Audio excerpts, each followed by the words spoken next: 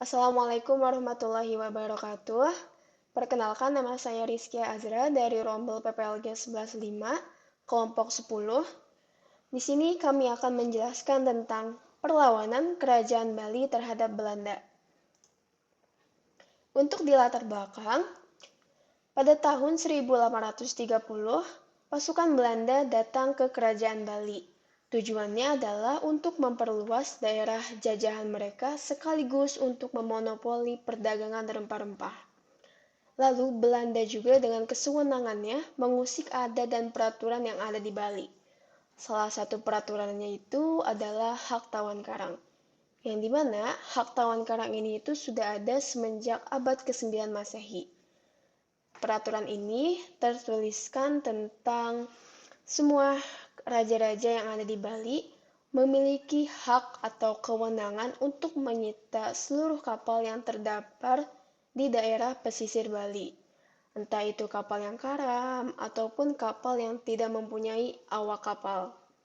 Nah, pasalnya, kalau tidak salah ada 2 kapal Belanda yang disita oleh Bali.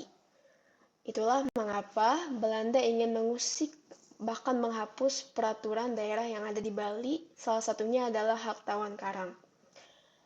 Nah, Kerajaan Buleleng pun menolak peraturan Belanda, yang dimana ini tuh adalah salah satu pemicu terjadinya Perang Bali pertama. Saya Nisa Auliani, saya memaparkan tokoh-tokoh. Di sini ada 2 tokoh, yaitu I Gusti Ketut dan Johannes van den Bos. Kita bahas I Gusti Ketut dulu. I Gusti Ketut adalah seorang tokoh penting dalam sejarah Bali, khususnya konteks perihal kekuasaan dan perubahan sosial di pulau tersebut, yaitu pada akhir abad ke-19 dan awal abad ke-20. Johannes van den Bos adalah seorang pejabat Belanda yang sangat berpengaruh di Hindia Belanda. Pada abad ke-19, ia dikenal karena menerapkan kebijaksanaan yang disebut tanam paksa. Tanam paksa adalah di mana seorang petani-petani itu disuruh menanam tapi tanpa digaji. Berikut adalah penjelasan kronologinya. Pada tahun 1841 dan 1843 terjalinnya persetujuan antara pemerintahan Hindia Belanda dan juga Kerajaan Bali, di mana persetujuan tersebut berisikan poin-poin penting mengenai hubungan kedua belah pihak. Lalu pada tahun 1846, Belanda melakukan penyerangan ke wilayah Buleleng, di mana tindakan agresif Belanda dalam penyerangan ke wilayah Buleleng tersebut menunjukkan niat Belanda untuk menguasai wilayah Buleleng. Lalu, pada tahun 1847 terjadinya pelanggaran perjanjian damai yang dilakukan oleh pihak Bali, khususnya pihak Kerajaan Buleleng, yang juga menjadi pemicu konflik antar kedua belah pihak. Lalu pada tahun 1849, tepatnya pada bulan April, Belanda melakukan serangan kembali dalam skala yang cukup jauh lebih besar dari sebelumnya, juga menunjukkan niat Belanda yang sangat bersungguh-sungguh untuk melakukan penaklukan di wilayah Bali.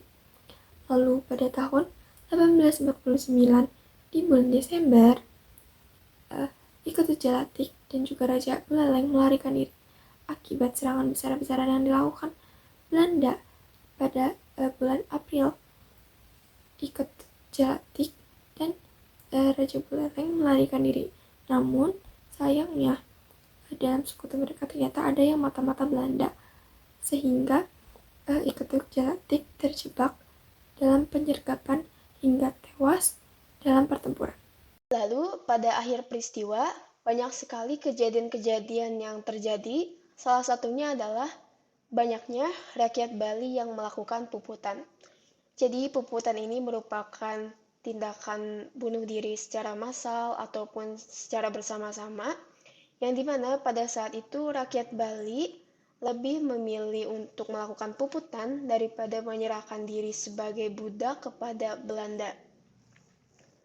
Lalu ada perjanjian baru yang dibuat oleh Belanda. Nah, jadi perjanjian ini tuh merupakan isinya itu adalah rakyat di Bali harus mengakui kekuasaan Belanda. Yang ketiga, ada pengaruh Belanda di dalam Pulau Bali. Nah, semenjak kekalahan Bali pada Perang Bali pertama, Belanda mulai membangun markas-markas, membangun benteng-benteng, dan juga menerapkan sistem kolonial Belanda, seperti adanya monopoli pasar, dan juga penerapan hukum seperti hukum pancung dan juga hukum gantung. Lalu terjadinya Perang Bali kedua, yang dimana Belanda tetap memenangkannya.